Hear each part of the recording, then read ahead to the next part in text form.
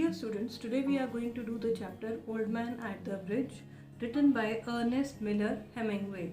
So basically this story is an anti-war story highlighting the ill effects of war and the destruction caused by war and the after effects of war. So dear students, now I am going to read out the introduction to the story. Ernest Miller Hemingway was an American novelist, short story writer and journalist whose simple and understated writing was a strong influence on 20th century fiction. One of the shortest of Ernest Hemingway's short stories, Old Man at the Bridge, is based upon the incident that took place during an Easter Sunday stopover at the Ebro River while Hemingway was a war correspondent covering the Spanish Civil War. Old Man at the Bridge demonstrates the power of narrative art. Hemingway takes a small, ordinary detail in a situation and through the art of storytelling transforms it into a powerful story about the tragedy of war. The old man becomes a symbol of countless civilian victims of war, those without politics. Displaced, disoriented, and alone, he is faced with the inevitability of death. You understand the meaning of inevitability? It means something that cannot be postponed, something that is certain to happen. So now we are going to go ahead with the chapter Old Man at the Bridge. An old man with steel-rimmed spectacles and very dusty clothes sat by the side of the road. So the old man, he was sitting by the side of the road and he was wearing steel-rimmed spectacles. Steel-rimmed spectacles means he was wearing the spectacles that were having the frame made up of steel.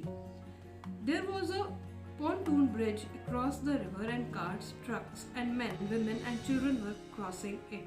So there was a pontoon bridge. Pontoon bridge is the bridge made up of empty containers filled with air.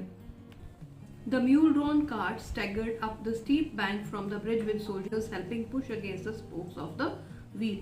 Now mule-drawn carts means the carts that were actually pulled by the mules and they were moving very slowly and since it was steep, so the wheels of the carts were to be pushed by the soldiers. So somebody was needed to apply force at the wheels. The trucks ground up and away heading out of it and the peasants plodded along in the ankle-deep dust.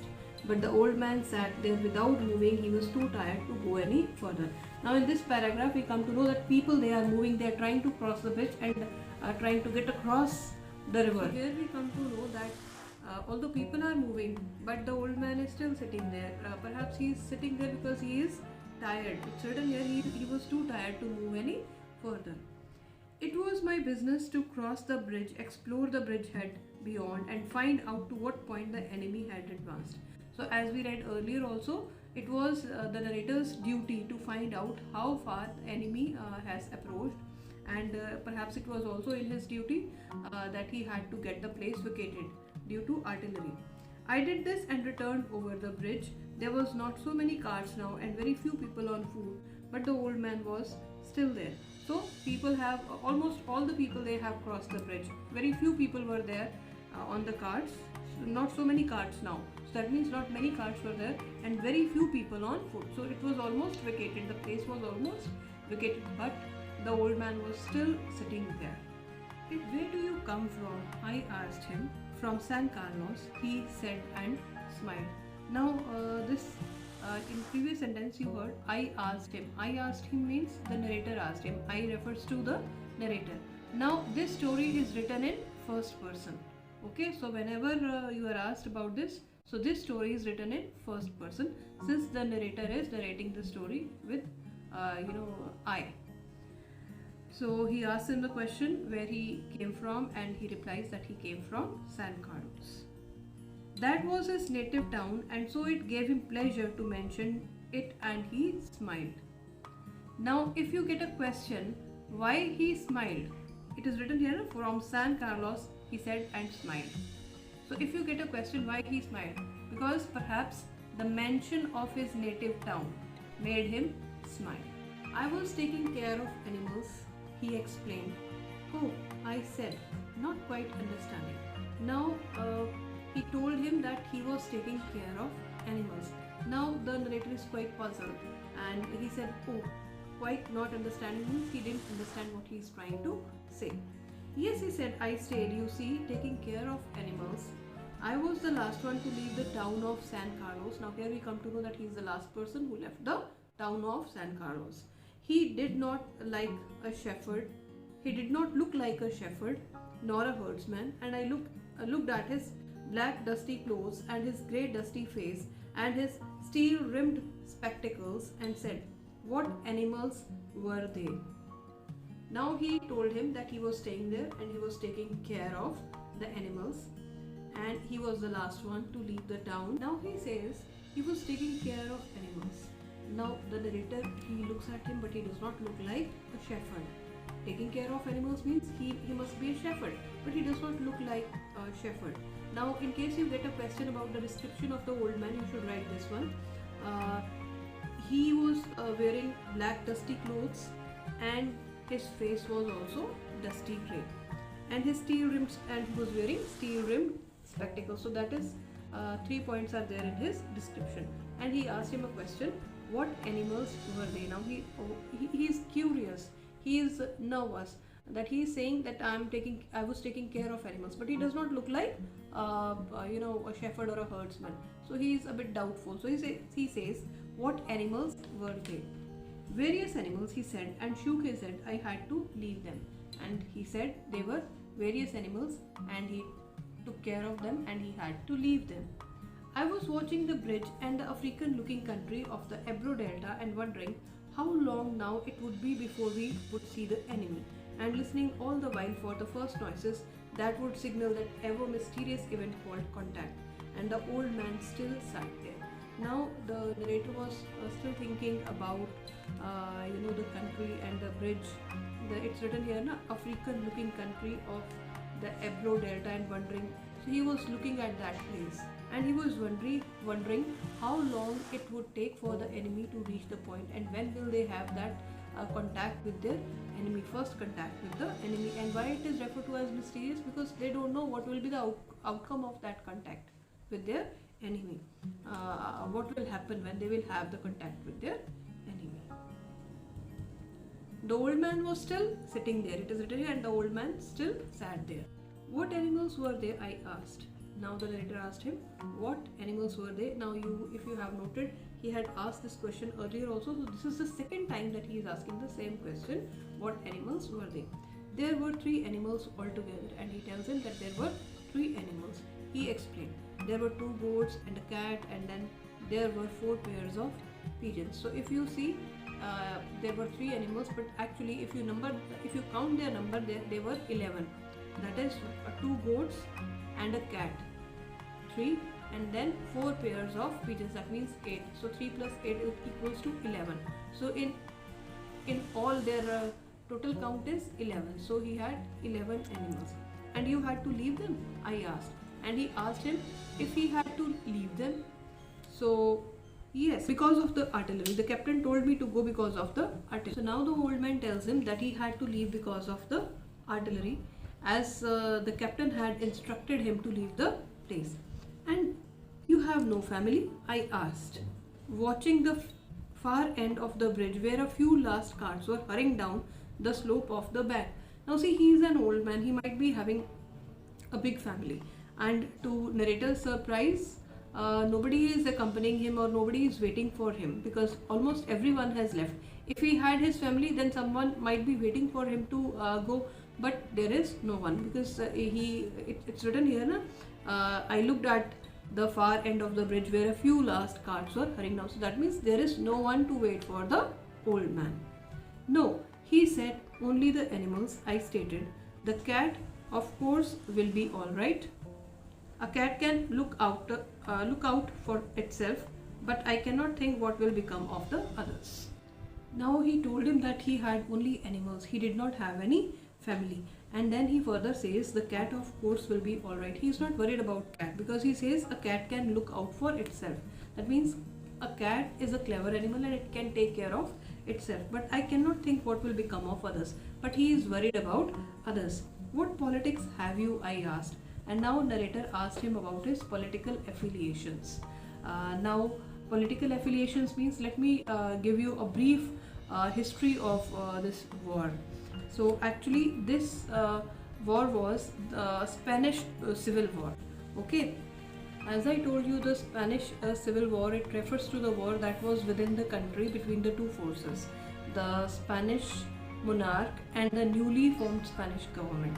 So the narrator wanted to know to which side the old man favored, whether he was on the side of the monarch or he was favoring the newly formed government. I am without politics, he said. I am 76 years old. I have come 12 kilometers now, and I think now I can go no further. Now he replies to the old narrator's question, what politics have you? He says that I am without politics. That means he does not favor any side of the war. He said, I am 76 years old. I have come 12 kilometers now, and he says he was 76 years old and he has traveled 12 kilometers, and I think now I can go no further. And he further says that he is no more in condition to walk any further. This is not a good place to stop, I said. And he further told him that that place was not a good place for him to stop. If you can make it, there are trucks up the road where it forks for Tortosa. And then he further suggests him that if he can try, if he can walk any further, there are trucks upside the road where it forks for Tortosa. That means where the road divides for Tortosa. I will wait a while, he said, and then I will go. Where do the trucks go? And he said that before he leaves, he wants to wait for a while. He says, I will wait for a while. That means he is willing to wait there for some time, and then I will go. Where do the trucks go? And now he further wants to know where the trucks actually go. Towards Barcelona, I told him. And the narrator told him that the trucks, they move towards Barcelona. I know no one in that direction, he said. But thank you very much. Thank you again very much. Now he tells him that he does not know anyone towards that direction. He does not know anyone in that direction. And he thanked him and thanked him once more. He looked at me very blankly and tiredly, then said, having to share his worry with someone, the cat will be all right, I'm sure. There is no need to be unquiet about the cat. But the others, now what do you think about the others? While he spoke all this, he looked at the narrator very blankly and tiredly, as it is written, then said, having to share his worry with someone. Now he wants to share his worry with someone. We all have the habit of sharing our worries with someone so that we can unburden ourselves. So he wants to share his worries. His worries are about his animals. The cat will be all right, I am sure. And he was quite sure that the cat will be all right because he thinks cats are clever animals. There is no need to be unquiet about the cat. So there is no need to make any noise about the cat, to be worried about the cat. But the others, but he is still worried about others. Now what do you think about the others? So he wants to have the opinion of narrator about the others. Why they will probably come through it all right. Now the narrator he tries to assure him by saying why they'll probably come through it all right. That means they will be all right at the end of the day. You think so? And the old man asked him if he thought like that. Why not? I said, watching the far bank where now there were no cars. Now the narrator, he again tried to assure him by saying why not? Why he is so doubtful? I said, watching the far bank where now there were no carts. And he was looking at the bank where there were no carts. So perhaps he is doubtful about what he has said. But what will they do under the artillery when I was told to leave because of the artillery? Then he is further, the old man is still doubtful. He says, but what will they do under artillery when I was told? Now he says, if I was told to leave because of artillery, then how is it possible for the animals to be safe during the artillery? Did you leave the dove cage unlocked? I asked. Yes. Then they will fly. Now you might have noticed that in the previous part of the story the word pigeon is used, but here dove is used. So there is a significance of the word dove. Now dove, they are symbolic of peace and harmony. So it shows their hope for the retrieval of peace and harmony after the times of war. So they expect that the war will be soon over and there will be peace and harmony. Yes, then they'll fly. Now the narrator asks him the question, if the dove cage was left open. So he says, he replies in positive, and then the narrator assures him that then they will be, then they will fly. So this way they will be safe. Yes, certainly they'll fly, but the others, it's better not to think about the others, he said. And the old man, he also feels that the doves will fly, but the others, so he's worried about the others. Now the others left are two goats. It's better not to think about the others. So he told him, the narrator had, suggested him not to think about the others. If you are rested, I would go, I urged. Get up and try to walk now. Now narrator, who has been giving him the company till now, so he tells him, if you have taken enough of rest, then I must go, I urged. And he told him, narrator told the old man also to get up and try to walk. Thank you, he said, and not to, thank you, he said, and got to his feet. He thanked him and he stood up, swayed from side to side, and then sat down backwards in the dust. And as he stood up, he swayed from side to side. That means he was not able, he was not even able to stand up on his own, and he again sat down backwards in the dust. The old man is too tired now that he is unable to stand, and he again, sat down back on the dust. I was taking care of animals, he said dully, but no longer to me, I was only taking care of animals. Now here he repeats, I was taking care of animals, and he spoke it dully, but no longer to me. Now he was not speaking to narrator, he was speaking to himself. Now when he speaks to himself, why does he say this? Because he is questioning himself that he was taking care of animals and he was of no harm to anyone. His animals were also of no harm to anyone. Then why he was made to leave the place? At the age of 75, when a person who waits for his end peacefully, who wants to have a peaceful end of his life, he is made to leave his native place where he has been living for 75 years. Now the old man is wondering, why is he made to leave his place where he has been living for such a long time? There was nothing to do about him. Now the narrator, he feels that he cannot help him, he cannot do anything, because he has understood his mindset. He is not at all willing to leave the place. It was Easter Sunday and the fasces were advancing towards the Ebro, and it was the Easter Sunday. You remember we have Easter. Easter is celebrated throughout the world. It is the day of the resurrection of Jesus Christ.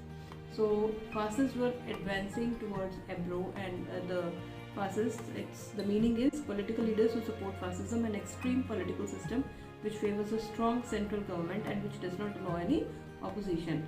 So they were moving towards the Ebro. It was a grey overcast day with a low ceiling, so their planes were not up. So it was a cloudy day and the planes were not up in the sky. That and the fact that cats know how to look after themselves was all the good luck that old man would ever have. And the fact that cats could take care of themselves, and it being a cloudy day, it was all the good luck that the old man can ever have. So the story ends with this note. Now see why, what is the relevance of, or what is the significance of Easter Sunday here? Now it being the resurrection day of Jesus Christ, it gives us hope of the survival of the old man and his animals. And it was a cloudy day. Cloudy day means there won't be any kind of you can say there won't be any bombing by air, so they will be safe. So there was a sign of hope. So this signifies hope. Dear students, now I am going to tell you about the theme and the use of symbols in the story Old Man at the Bridge. So as I have told you earlier also, it is an anti-war story highlighting the ill effects of war.